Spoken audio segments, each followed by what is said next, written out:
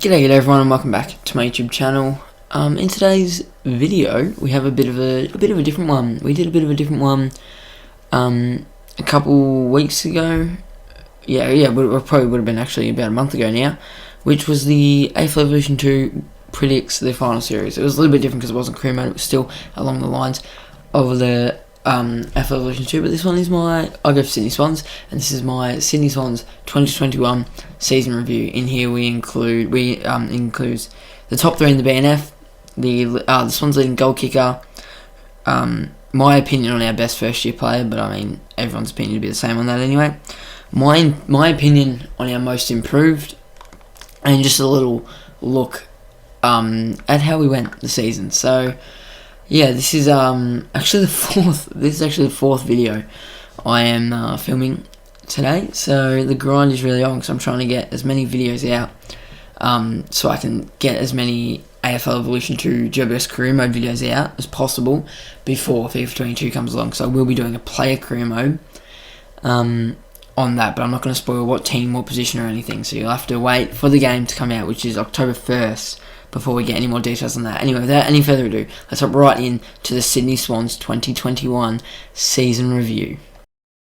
Alrighty, so we're going to start out by having a look at the BNF top three. So, I mean, there was actually a fair few, but if Cal Mills didn't miss those 4 games, then he'd 100% be in this top three. I'm guessing he'll 100% be in this top three because he missed those. It was 4 games that he missed.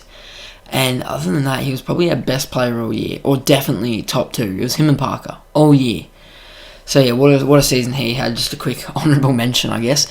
But we'll start from third, I guess. Jordan Dawson finished third in our BNF, and honestly, it was a well-deserved third.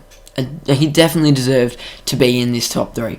He had a breakout year this year, which is absolutely awesome. I'm absolutely gutted that he's going to be going back to South Australia next season. But yeah, I mean, at the end of the day, we knew we weren't going to keep him all. We are in a bit of salary cap issues. So yeah, so unfortunately we won't keep him. But yeah, what a season he had. And he'll be exciting, very, very exciting to watch, whether he goes to Adelaide or Port. He will be very, very exciting to watch in the seasons to come. And I can't wait because his run and his kick is so good. His left foot boot is so awesome to watch. It's just awesome. I literally don't even know what else to say about it because it's so perfect. Now we move on to second place, Jake Lloyd. Now I don't mind Jake Lloyd. He's a good player. But I don't think this year he warranted second place. Like I say, he's a good player and all, but I don't think the season he had this year warranted a second place finish. I mean, again, he had a good year, obviously being very handy off the back line and stuff, but I can't stress enough that I don't think this year he was our second best player. I get that Cal Mills missed 4 games, and I think the voting system we do is they rate. I'm pretty confident it's us that do this. I know an AFL team does this, and I'm very confident it's us. They do so every game we vote, every single player gets a rating from 1 to 10, which means that if you miss 4 games, it's going to be a lot more crucial than say you're doing 3-2-1 votes or 5-4-3-2-1 votes. So unfortunately for Cal Mills, he did struggle a bit, but I even think Dawson had a better year than him. So I mean, our top 3 best players were definitely Parker, Mills, Dawson. But like I said, with Mills missing, those 4 games.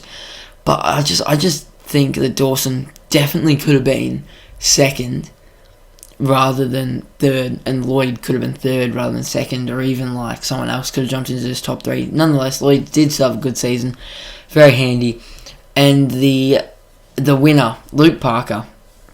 What a season he had. I was just talking about him and Cal Mills and that, and yeah, Luke Parker just had an absolutely awesome season. He won it, and he definitely deserved to win it.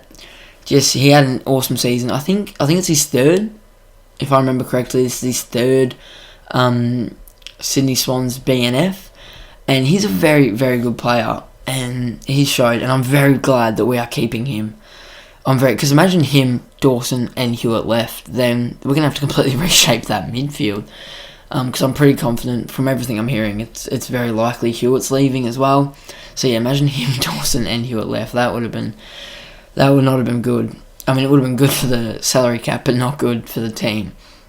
But yeah, so yeah, very glad that he stayed and signed on for 4 years.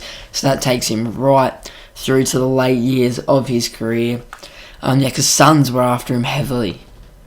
From what I've heard, yeah. From what I've heard, it's all rumours and that. But yeah, so apparently Suns were after him heavily. So I'm very, very glad that we kept him, and hopefully in the 4 years to come, he is just as good as he's been this year.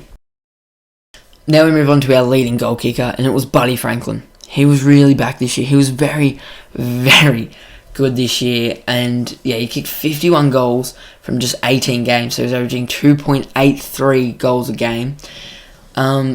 He did not play a single game last year in 2020. Did not play a single game, out for injury all year. He stayed in the hub and travelled with us all year, but he did not play a single game due to injury. 2019, he also only played 10 games. I think it was the same reason, due to injury.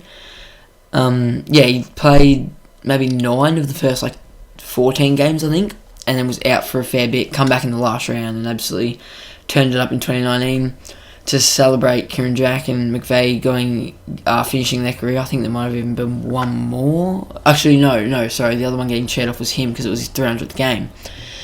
And this year he was back. Like I said, 51 goals from 18 games, averaging 2.83 goals a game. And his most goals in a game was round 10 versus Freo, where he kicked 6 goals, 1. And it was an absolute clinic he put on that night. Unfortunately, we didn't get up. We lost by, I think it was 2 points, maybe 4. It was definitely within a goal. So unfortunately, we didn't get the job done that night. But he played absolutely awesome, and he played absolutely awesome all season. I think he might have had 1 or 2 more games where he kicked 5. And then there was maybe 1 or 2 as well where he kicked 4. So just an awesome season from Buddy there. Now, our best first-year player, and there is no debate for this one.